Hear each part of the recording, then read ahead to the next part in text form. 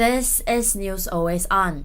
Less than a month after he slammed Beijing at an international conference for its militarization of islands in the South China Sea, Defense Secretary James Mattis laid out plans for a less contentious, more open dialogue with Chinese leaders as he travels to Asia. Speaking to reporters on his plane Sunday en route to a stop in Alaska, Mattis avoided any of the sharp criticism of China that he had voiced recently. Instead, he insisted that he is going into the talks with Chinese leaders without any preconceived notions and wants to focus on larger and more strategic security issues.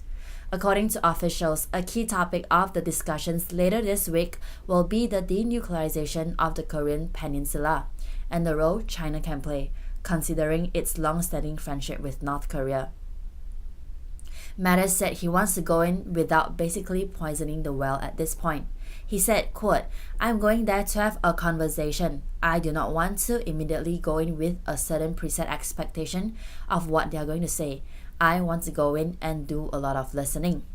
Mattis said Syrian Democratic Forces and Iraqi security forces worked together to drive the remaining Islamic State group forces out of Hasaka province, which is in Syria on the Iraqi border.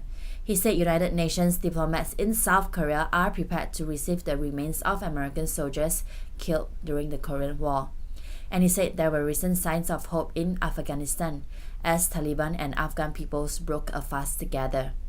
On the U.S. domestic front, he said the Department of Defense is supporting the Homeland Security Department, which is taking the lead on immigration policy.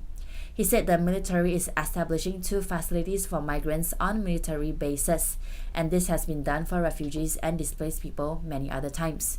He added, quote, "Repatriation of remains. Where are we on that? As you know, there was an agreement coming out of Singapore summit that North Korea once again began repatriating remains. The United Nations Command in the Republic of Korea is prepared now to receive those remains. They have staged appropriate logistics materials, and we simply are standing by for whenever the diplomatic activities are done." Overseas.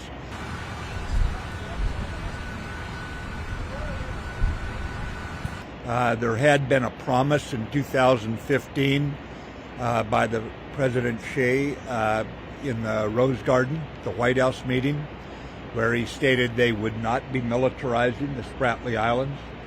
We have seen in the last month they have done exactly that, moving weaponry in that was never there before. We are going out of our way to cooperate with Pacific nations. That's the way we do business in the world. But we are also going to confront what we believe is out of step with international law. Yeah, there's a very steady drumbeat of freedom of navigation operations. We're very open about them. We report them. So, yes, in a short answer. For more on this, subscribe to our channel.